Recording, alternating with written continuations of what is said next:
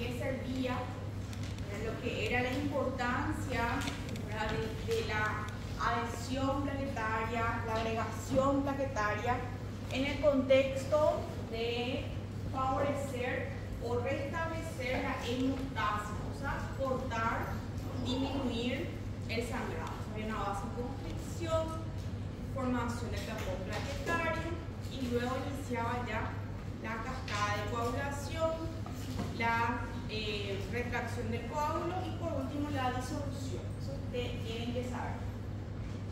Ya habíamos visto también algunos conceptos relacionados a estos trastornos hemorragíparos. Habíamos visto en relación a cuando había algún defecto plaquetario, ya sea de nacimiento relacionado a algún déficit, ¿verdad? O a una disminución del número de plaquetas.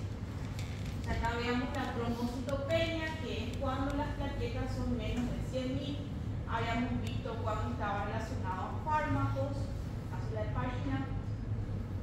Bien, y hasta acá. Bueno, ahora vamos a hablar de una enfermedad que es autoinmunitaria, ¿sí?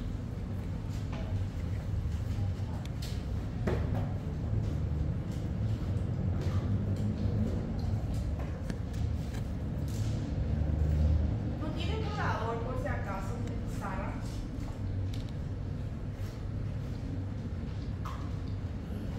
Una hoja te sirve.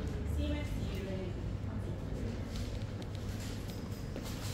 Para que puedan practicar que no enviaste.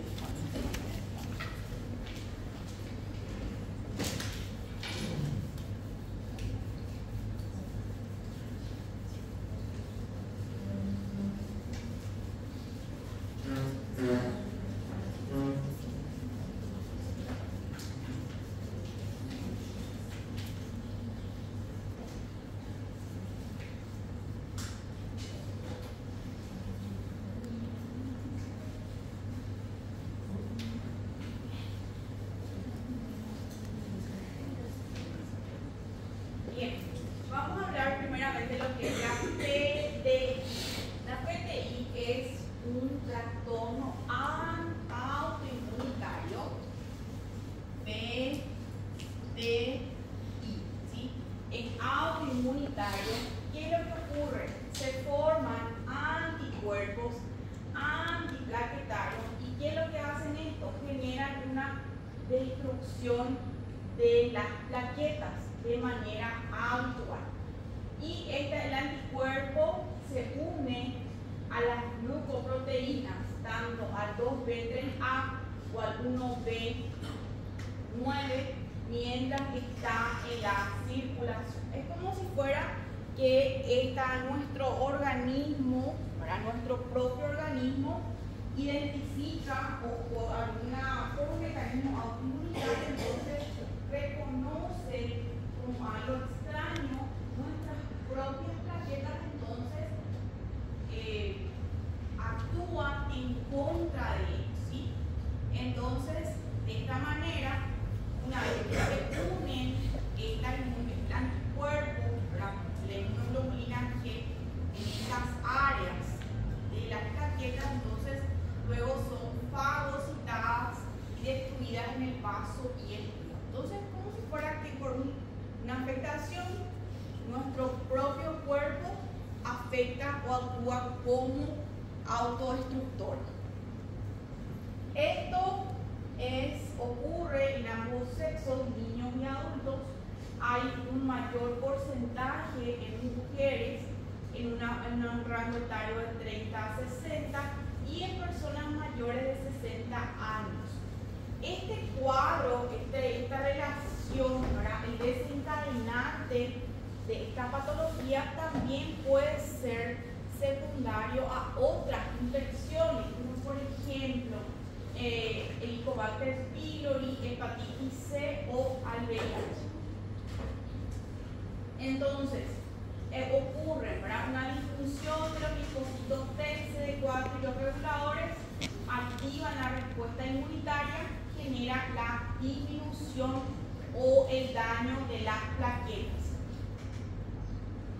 Entonces estos ya son afectados y van ya siendo fagocitados ya dentro del vaso. De esta manera también disminuye las concentraciones de la trombopoyetina, que sabemos que es muy importante para la formación de las nuevas plaquetas. Entonces, de esta manera, teniendo en cuenta estos mecanismos, es que se van produciendo una disminución plaquetaria.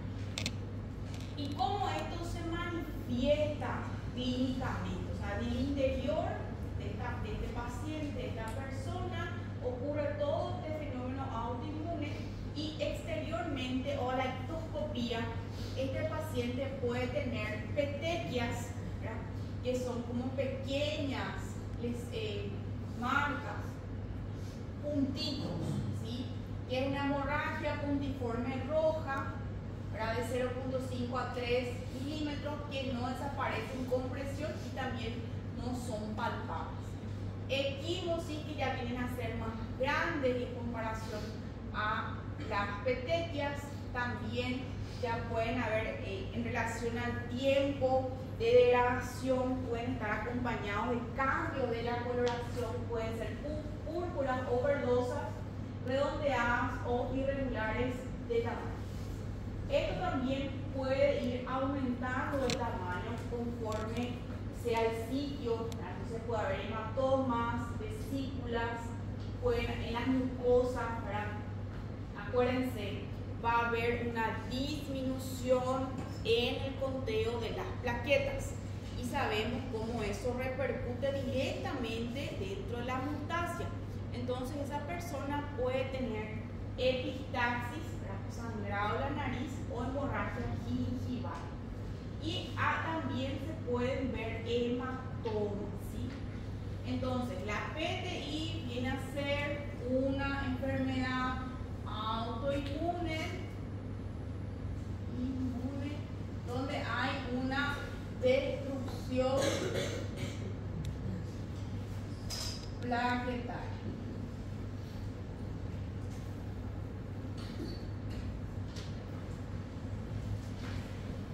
PTI. Y acá vemos, entonces son las petequias cutáneas, la planta del. Generalmente esto no se suele ver en el pie, ¿verdad?, porque ahí están protegidos por tejido subcutáneo. Y acá vemos las petequias, las hemorragias ampollosas dentro de la cavidad bucal.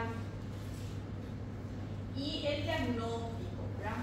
Entonces, recién de diagnóstico, el paciente, como vimos, entonces va a haber una autodestrucción de las plaquetas. Entonces, el conteo plaquetario va a estar como bajo o alto. Bajo. Entonces, laboratorialmente, ustedes le van a pedir su hemograma y van a ver que este paciente tiene plaquetas menos de 100.000. Y se lleva el nombre de reciente diagnóstico cuando esto se hace menos de 3 meses. Llega a ser persistente cuando dura ya de 3 meses a 1 año, y crónico ya es cuando dura más de 12 meses. Entonces, el PTI es un diagnóstico de exclusión, o sea, vamos a decir cuando el paciente tiene, atiendan bien, solamente nosotros estamos encontrando un hallazgo meramente laboratorial en donde hay un descenso del número de plaquetas, ¿sí? Solamente las plaquetas están afectadas, sin anemia, sin leucopenia y otras causas de trombocitopenia. Entiéndase, el paciente no está utilizando otro fármaco que le pueda disminuir el número de plaquetas, no está recibiendo heparina, etc. El paciente previamente o que haya sido, en este caso, ¿verdad?, antecedente, o sea, un paciente portador de VIH, un paciente portador de Helicobacter pylori, que justificaría este diagnóstico de la PTI. Bien, ¿por qué? Porque después viene el otro concepto que es la PTT. la púrpura trombótica trombocitopénica, o también pueden encontrar ahora púrpura trombocitopénica trombótica, es la misma cosa, solamente cambia igual las letras. En este caso, si el paciente tiene, o sea, este cuadro clínico va acompañado de otras manifestaciones que son, aparte de tener la trombocitopenia,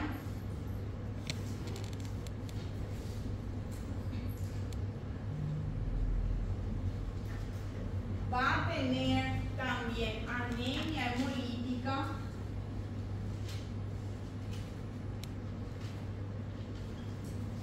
va a tener también acompañado insuficiencia renal,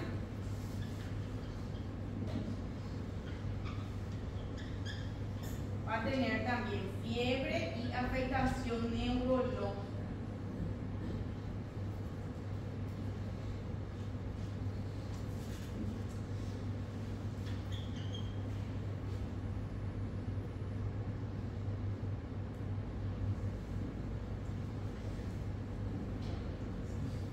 Bueno, entonces esto es PTT. Tienen que saber cuál es PTI y cuál es PTT. Entonces, PTI autoinmune de disfunción plaquetaria, el paciente solamente tiene trombocitopenia.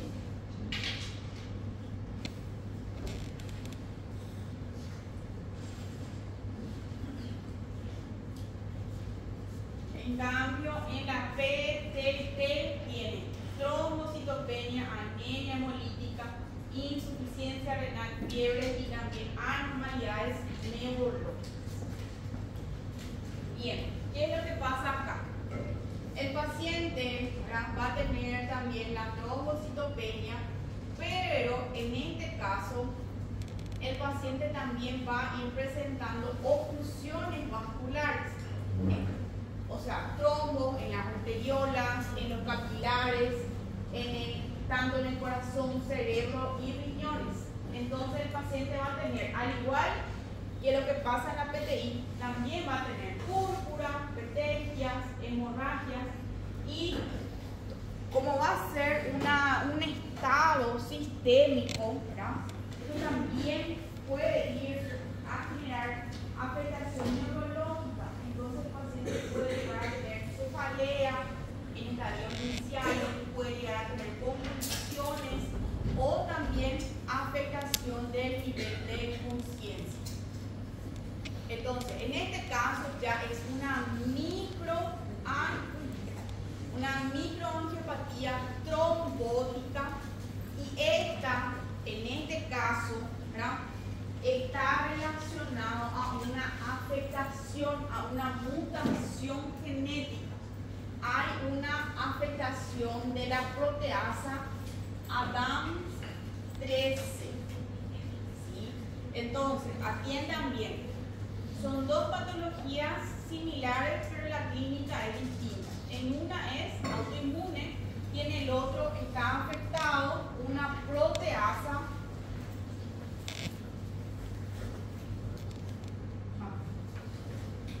Está afectada la proteasa ADAMTS13.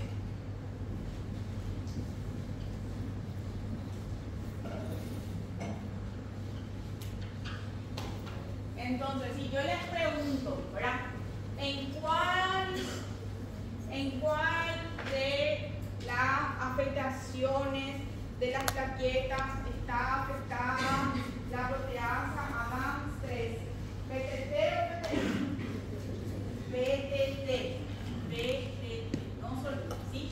Bueno, ¿y qué es lo que hace esta proteasa? Escinde el factor de von Willebrand. O sea, es que va a verse afectado. Entonces el paciente va a tener, acuérdense, el factor de von Willebrand, ¿para qué servía? ¿Se acuerdan que vimos en la clase anterior? ¿Para qué ayudaba? ¿En qué proceso de la hemostasia? No tanto. ¿Ah? Vamos a hablar de tres pasos grandes. Uno, vasoconstricción. agregación, tapón secundario, A, B o C. Tapón primario o secundario. Primario, ¿verdad? Entonces, acuérdense, para que se produzca el tapón primario, ¿qué tenía que haber? Adhesión y agregación plaquetaria. Entonces, ¿qué pasa? Para eso sirve el factor de von Willebrand. Pero cuando hay un exceso, ¿verdad?, de este factor, entonces, ¿qué va a haber? Un exceso de tapón, taponcito, de trompitos, ¿me entienden? Entonces, por esto es que esto se manifiesta como una microangiopatía generalizada, ¿me entienden? ¿Sí? Porque después va a faltar factor de von Willebrand y va a haber otro problema otra vez. Bueno, entonces, ¿qué pasa? Hay trombos ricos en plaquetas de pequeños vasos que van a producir una trombocitopenia. ¿Por qué? Porque ellos están todo el tiempo ahí, se están utilizando, ¿verdad? Están trabajando, por decir así. Entonces, esto también va a afectar, ¿verdad? Puede producir una anemia hemolítica, microangiopática, va a haber un daño de los eritrocitos y esto lleva al daño orgánico.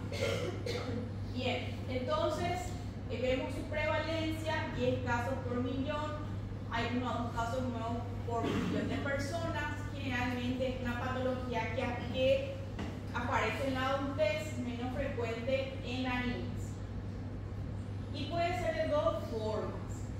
El más común es la inmune también adquirida. En este caso hay una deficiencia grave de esta proteasa, o congénita, que el nacimiento ya el paciente presentó. Entonces, nuevamente, hay una deficiencia de esta proteasa que ayuda a regular el funcionamiento del factor de von Willebrand. Entonces va a haber acumulación en sangre de los multímeros de factor de von Willebrand, hiperadhesivos plaquetarios persistentes. Entonces se van a ir formando espontáneamente microtrombos ricos en plaquetas dentro de las arterias, arteriolas y los capilares. Y esto es lo que va a producir, por tanto, ¿se acuerdan del dibujo que les hice acá? De qué es lo que hacen las plaquetas, ¿verdad? Que agarran, en algunos casos patológicos van a producir oclusión, ¿verdad?, de estas arterias de pequeño calibre. Entonces va a haber una isquemia microvascular generalizada. ¿Entienden el proceso que pasó, ¿verdad? Bien, entonces va a haber aumento, independientemente, ya sea si es congénito o por un proceso autoinmune en contra de estas proteasas, van a haber grandes cantidades de factor de von Willebrand hiperadhesivos, ¿sí? Entonces van a ir formándose microtrombos en toda la circulación, corazón, riñón, vaso e hígado. Entonces, acá esto vemos, en el caso también pueden aparecer en mujeres, en el caso de la PTI, ¿verdad? PTT inmune, mejor dicho. Acá vemos, como ya mencionado, en casos de adultos, microangiopatía grave, pueden estar apareciendo en mujeres que tienen lupus, pacientes jóvenes, mujeres, asociadas a un aumento del índice de masa corporal, y también la PTT puede estar relacionado o puede manifestarse cuando el paciente, en este caso la mujer, se encuentra embarazada. Y la congénita, en este caso, obviamente va a aparecer ya desde el nacimiento, y el paciente, en este caso el recién nacido, va a manifestarse con alteraciones hematológicas y una ictericia grave. Entonces, acá vemos toda la clínica relacionada a este estado microtrombótico generalizado. En el caso de los niños, la clínica es parecida también a los adultos porque la fisiopatología es la misma. O sea, hay un aumento del factor de von Willebrand. Entonces, fatiga, disnea, petequias, sangrado, ya secundaria a la destrucción de las plaquetas, náuseas, vómitos, hematomas, dolor abdominal, fiebre y escalofrío. Y en el adulto mayor vamos a tener principalmente afectaciones, ¿verdad? Va a empeorar las comorbilidades. Vemos la clínica, ¿verdad? Relacionada a la isquemia, los órganos, entonces pueden tener cefalea, confusión, convulsiones, anomalías cardíacas, afectaciones, ¿verdad? Abdominales, secundarias de la isquemia, ¿verdad? De los vasos, en este caso de los vasos abdominales, mesentéricos, y también afectación de la parte renal. Bien. Entonces ahí tenemos dos clínicas, PTT y PT. Bien, entonces también pueden haber otras afectaciones relacionadas a la disminución específicamente de la función plaquetaria, ya sea afectación de la coagulación, ¿verdad? En donde recordar la importancia de los factores de coagulación dentro del proceso, ¿verdad? De lo que es la hemostasia. Recordar que estos factores de coagulación se producen en el hígado, y los factores 7, 9 y 10 y la protrombina requieren de la presencia de vitamina K para la actividad normal. Entonces, si el paciente por A o B motivo tiene una afectación de esta vitamina, evidentemente también la parte de la coagulación va a verse afectada. Bien, ¿cuáles son los trastornos congénitos más comunes relacionados al funcionamiento de las plaquetas? Entonces, que haya de nacimiento un déficit del factor 8 que recibe el nombre de hemofilia, pero más específicamente hemofilia A. Que haya un déficit del factor de von Willebrand, ¿verdad? Entonces va a ser todo lo contrario. Entonces, cuando hay un aumento del factor de von Willebrand, ¿qué produce?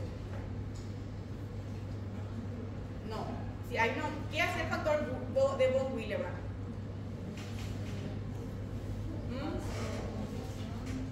Tapón, coagulitos, se va a ver trombos, aumento de trombos. Y si hay un déficit, ¿qué va a haber? Ahí sí va a haber sangrado, ¿entienden? Entonces, tengan en cuenta, ¿verdad? Hay dos patologías relacionadas a la afectación del factor de von Willebrand. En una de ellas está aumentado, entonces hay una microangiopatía generalizada. Y cuando está disminuida, ¿qué va a haber entonces? Sangrado. ¿Sí? Y luego tenemos la afectación del factor 9, que es la hemofilia B. Bien, entonces vamos a hablar primero del factor de von Willebrand. Entonces, la afectación relacionada al déficit del factor de von Willebrand es relativamente bajo, hablamos del 1 a 2% de la población, ¿sí? Entonces, como ya había mencionado, este factor de von Willebrand es importante para lo que viene a ser la adhesión y la agregación plaquetaria. Entonces, dependiendo del tipo de deficiencia, puede ser leve, 70% de los casos, tipo 2 moderada. En este caso es autosómico dominante, hay una concentración baja del factor de von Willebrand. El tipo 3 es autosómica recesiva, acá sí hay un defecto grave y en este caso sí compromete el funcionamiento correcto tanto de la función plaquetaria como así de las vías de la coagulación. Entonces, ¿qué va a tener este paciente? Ya teniendo en cuenta el funcionamiento o la fisiopatología, el paciente va a tener hemorragia espontánea nasal, bucal y del tubo digestivo. O el paciente va a tener, en este caso, la mujer obviamente, un flujo menstrual excesivo, o puede tener hemorragia prolongada por cortes menores, aumento del riesgo de sangrado y aparición fácil de hematoma. Entonces, como les había hablado ya en la clase anterior, ¿verdad? Estos son esos pacientes que generalmente suelen hacerse su diagnóstico, ¿verdad? Cuando suelen acudir a los odólogos, en un procedimiento menor, entonces que tienen un sangrado importante. Entonces ahí generalmente son hallazgos incidentales, generalmente cuando es leve. Luego tenemos la hemofilia A, que es un trastorno ligado al cromosoma X, en donde hay una afectación del factor 8. Generalmente el 90% produce cantidades insuficientes y el 10% produce una enfermedad de forma defectuosa. En este caso también no se suelen producir hemorragias importantes a menos que haya una lesión local o una cirugía o procedimientos dentales, parecido a lo que se ve también en la afectación del factor de Buch. Entonces, en este caso va a depender la clínica del paciente, va a depender del porcentaje de afectación de este factor, ¿no? Entonces, si es leve, quiere decir que solamente se ve afectado del 6 al 30%, moderado es cuando está afectado, ¿verdad? Ya hasta el 5%, y grave que solamente tiene 1% de actividad. Entonces, en ese caso, va a tener más sangrado. Entonces, la clínica, en este caso, el diagnóstico es una alteración recesiva, es una enfermedad ligada con forma ligada al cromosoma X, y el 90% ahora produce cantidades deficientes. Entonces, el paciente generalmente va a tener la clínica relacionada a una hemorragia en tejidos blandos, tubo digestivo, cadera, rodilla, codo y tobillo.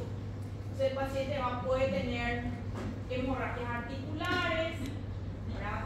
Calor en la articulación, rigidez, y si no se tratan, obviamente esto puede generar ya afectación de la articulación y ahí producir fibrosis articular y contractura. Entonces, el paciente, ante el mínimo roce, ante el mínimo golpe, ya va a ir produciendo afectaciones articulares, por ejemplo, ¿verdad?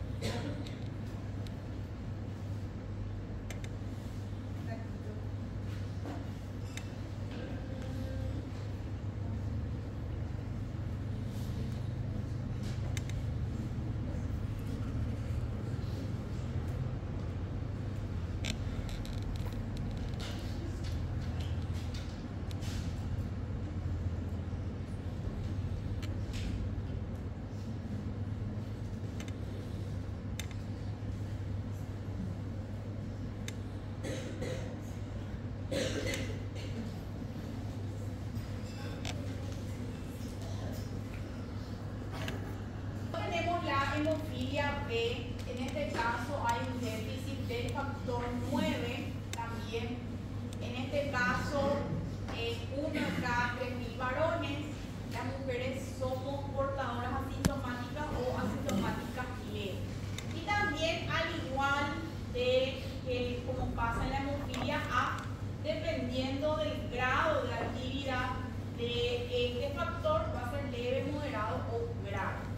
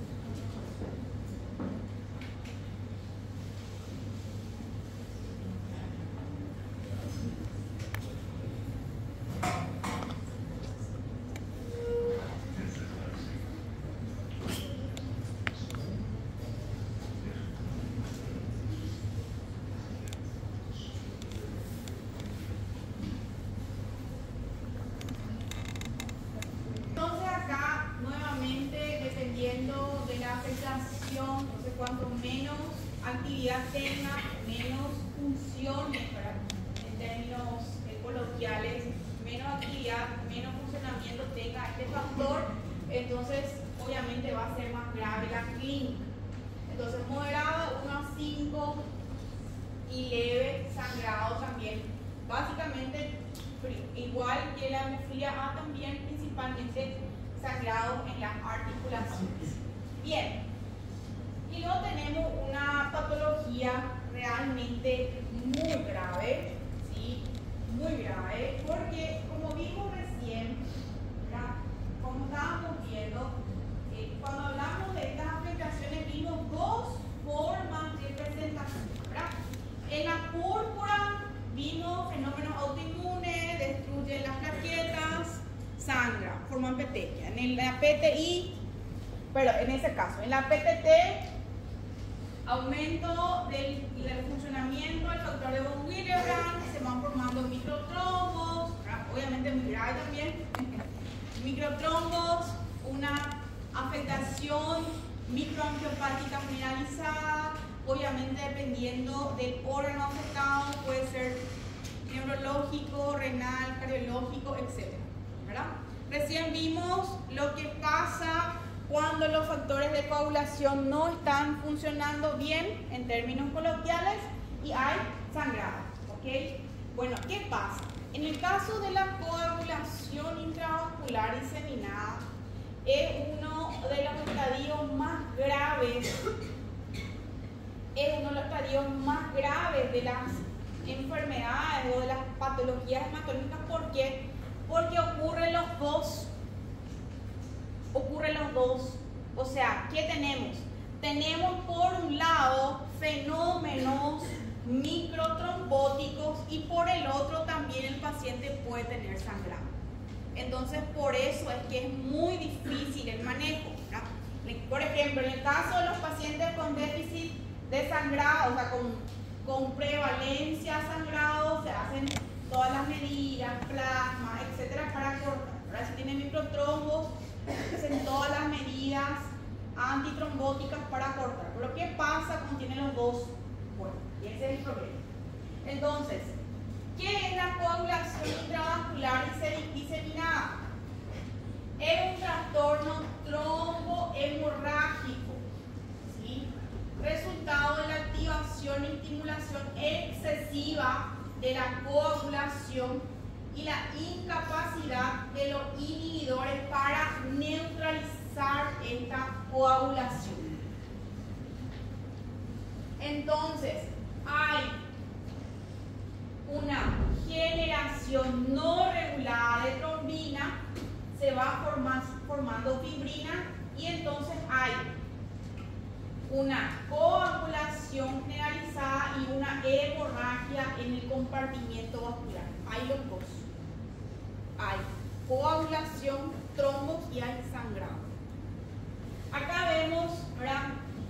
Todas las patologías relacionadas para la formación de la CID. Entonces, pueden ser secundarios a procedimientos obstétricos, por eso que es muy grave. Pacientes con diagnóstico neoplásico, pacientes con infecciones, ¿verdad? Solemos ver también dentro del curso de un shock séptico, ¿verdad? Un paciente que no se está pudiendo controlar el foco, puede ir a una CID. Secundario a grandes quemaduras, traumatismos, pacientes que hayan recibido circulación intracorpórea, modelo de serpiente, golpe de calor o también secundario a reacciones transfusionales. Entonces, todas estas patologías, ¿verdad?, pueden desencadenar una CID, una coagulación intravascular diseminada. Entonces, nuevamente, el concepto: hay coagulación y hay hemorragia en el compartimiento vascular. Hay primeramente una activación de los factores de coagulación, se forma, ¿verdad?, en forma excesiva, no regulada, la trombina, y hay una formación forma de fibrina. ¿Cuáles son los caminos? Entonces, puede ser secundario a una lesión tisular o a una lesión endotelial. Se activa el factor 12, se genera trombina, hay un fallo en los mecanismos de control, o sea, se produce básicamente, sería por un sistema de retroalimentación positiva, hay un fallo en el control y esto lleva a la coagulación intravascular funcional. Entonces, ¿qué es lo que pasa? Se está produciendo un exceso de fibrina. Entonces, esto obviamente va a hacer que como se va a ir produciendo grandes cantidades de fibrina, esto va a llevar a la utilización en forma excesiva de los factores de control. O sea, si yo estoy produciendo algo, mi materia prima también va a aumentar, ¿verdad?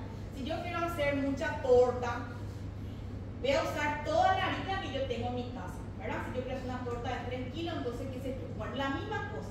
Entonces el cuerpo, ¿verdad? Entró en un proceso